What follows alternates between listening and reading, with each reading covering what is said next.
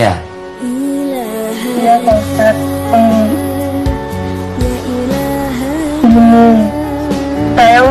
Saya sudah menikah 6 tahun. Ya. Tapi dari pernikahan yang saya jalani, saya ngerasa tidak bahagia. Dan saya merasa tersiksa lahir dan batin, Ustaz. Ya. Saya menikah karena saya dipaksa orang tua saya. Ya. Dan awalnya saya cuma hanya ingin melihat orang tua saya bahagia. Oke. Saya dipaksa menikah dengan suami saya.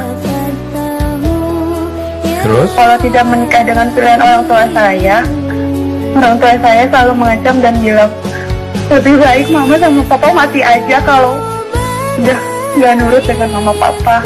Oke. Sekarang suami saya selalu kalau lagi ada masalah atau lagi ada proyek yang gagal atau apa, saya selalu disiksa, bahkan dibentak-bentak. Ya. Saya udah coba untuk sabar dan menumbuhkan sikap cinta dan sayang untuk suami saya selama 6 tahun. Ya. Tapi tetap nggak bisa, Ustaz. Rasa itu nggak pernah ada dan nggak pernah datang juga. Oke, Mbak. Gimana? Iya, Mbak. Coba sabar dulu, tenang dulu hatinya. Kita dengarkan dulu ya pendapat dari para narasumber. Mungkin yang pertama bisa Ustadz Abdul Kafi, silakan. Ya, Ustaz, mohon izin. Ibu, Masya Allah ya, Ibu udah dapat pahala banyak ya. Pertama pahala taat sama orang tua, pahala sabar, dan pahala taat sama suaminya. Cuman terkadang ketika ada sesuatu yang memang menyakitkan, itu sulit untuk dihapuskan. Solusinya adalah ibu berusaha untuk lagi mencintai suami yang memang tadinya memang karena orang tua, bukan karena memang saling cinta sama suami. Itu kembalikan cintanya ke Allah, dan kemudian dari Allah turunkan ke suami. Karena siapa tahu itulah asbab musabab, sebab-sebabnya karena kita kurang cinta kepada suami karena Allah, bukan karena siapa-siapa ya. Karena Allah, bukan karena Allah. Itu menjadi sebab suami ibu begitu. Andaikan misalkan cintanya kepada Allah Subhanahu wa Ta'ala karena Allah, cinta kepada suami karena Allah, insya Allah suami juga akan merasakan. Karena yang bisa merasakan hati adalah hati. Betul, Bu? Karena yang bisa merasakan hati adalah hati. Ya, ajak terus dalam kebaikan, kemudian ingatkan sama-sama ibu selalu sabar. Mudah-mudahan ibu ya selalu diberikan kemudahan dalam rumah tangganya. Amin, ya Rabbal Alamin. Amin. Mbak, halo. Ya, boleh Ya. ditanggapi dulu, silakan. Tapi ini Pak Ustadz, sekarang orang tua saya sendiri nih seolah lepas tangan, Ustadz. Mereka malah menyalahkan saya. Malah mereka bilang ke saya, ini kan pilihan kamu, kenapa nyalahin mama gitu. Padahal saya ingin banget ya, saya ingin banget semua itu berakhir. Padahal saya ingat dulu orang tua saya yang maksa saya merasa kesel, dan jadi saya merasa diperalat oleh ibu saya sendiri, Ustaz. Saya harus gimana? Sikap saya sama orang tua saya harus gimana? Jujur saya sangat kesel banget, Ustaz. Iya, Mbak, sebentar ya. Kita dengar pendapat dari Ustadz Maulana. Silakan, Ustadz. Menghadapi orang tua, Ibu, tidak ada orang tua yang mau menyiksa anak. Tidak ada orang tua yang mau menelantarkan anak. Harimau saja tidak ada yang makan anaknya. Sebuas-buasnya harimau, tidak ada harimau yang makan anaknya. Bahkan harimau mengangkat kakinya takut nanti anaknya keinjak. Ini binatang buas. Ingat, tetap berbaik sangka sama orang tua. Kalau seperti kata-kata kasar orang tua, bisa jadikan itu motivasi buat kita, pembelajaran. Orang tua itu keras untuk mendidik anak. Betul tidak, Bu? Makanya yang pertama, Mbak yang baik hati, yang berusaha untuk berjuang untuk kehidupan rumah tangga, coba cari solusi lewat orang tua. Minta nasihatnya orang tua, minta masukannya orang tua. Ingat ya, sekali lagi saya tekankan kepada siapapun, kalau curhat masalah kekurangan suami kepada orang tua itu bahaya. Bisa jadi kita sudah memaafkan suami, tapi orang tua belum memaafkan. Memang suamimu begitu, itu suamimu. Benar? Padahal suami sudah berubah jadi baik. Jadi sebaiknya kebaikan-kebaikan yang disampaikan kepada orang tua, sehingga orang tua, oh enggak apa-apa.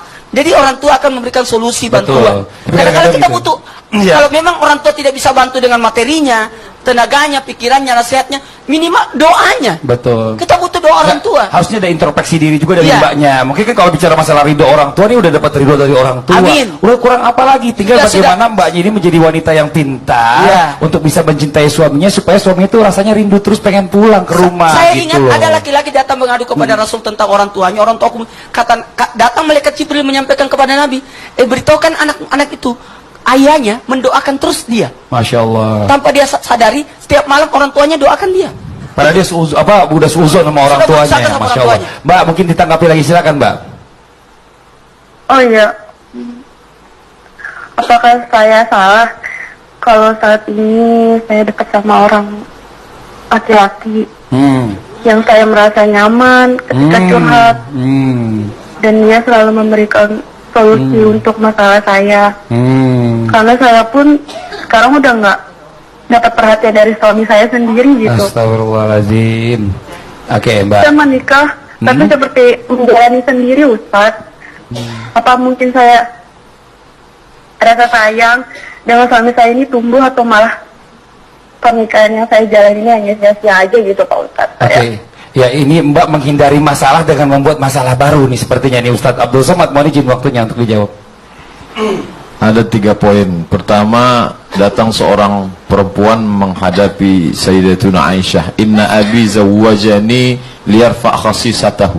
Ayah saya menikahkan saya dengan seorang laki-laki hanya untuk mengangkat derajatnya. Maka Aisyah diam menunggu Nabi pulang. Setelah Nabi pulang, Nabi memberikan fakhayyaraha, Nabi memberikan dia pilihan. Ini pelajaran buat kita yang punya anak gadis, bahwa anak perempuan juga punya pilihan. Ini yang belum terjadi. Sedangkan kedua, yang sudah terjadi, jika suami itu orangnya baik, sopan, taat, maka tetap pertahankan, karena tidak akan terjadi pernikahan itu kecuali karena izin Allah. Sudah dituliskan di Lauhil Mahfuz 50.000 tahun sebelum Allah menciptakan langit dan bumi. Nama kalian berdua sudah tertulis di Lauhil Mahfuz. Maka jagalah dia dengan baik. Tapi yang ketiga, andai dia tidak baik, melakukan perbuatan haram, mungkar, maka perempuan punya hak. Bila hakim yang memisah namanya fasakh, bila perempuan menuntut cerai namanya khulu', bila laki-laki yang menjatuhkan cerai namanya talak. Maka perempuan juga punya hak. Tapi kalau ada yang mengatakan, kalau perempuan menuntut cerai kan nanti ihtazza arsyur rahman, bergoncang tiang aras. Kalau laki-laki itu baik, sopan, santun, soleh, dia menuntut cerai, itu baru bergoncang tiang aras. Tapi kalau laki-laki itu jahat, pecandu narkoba, pezina, lalu perempuan menuntut cerai, maka tidak bergoncang tiang aras. Tiang listrik pun tidak goncang. Iya, Masya Allah. Itu ya, beda-beda Ustaz. Jadi bagaimana Mbak? Jelas Mbak jawaban dari para narasumber kita? Iya Pak Ustadz. Iya, terima kasih banyak ya Mbak ya, udah curhat sini Mbak ya. Mudah-mudahan diselesaikan masalahnya. Jadi kalau memang tidak cocok, kembali lagi pada Mbak bagaimana baiknya. Apa kalau memang kalau memang suaminya itu durhak, bukan durhak ya, zolim terhadap istrinya, Mbak boleh menuntut cerai. Jangan sampai juga akhirnya jadi bukan ladang pahala tapi jadi ladang dosa juga buat Mbak. Nauzubillah summa nauzubillah ya Mbak ya. Jelas Mbak? Iya. Terima kasih banyak. Iya, makasih ya semuanya. Amin. Terima kasih banyak. Tepuk tangan dong buat Mbak Edi biar semangat lagi.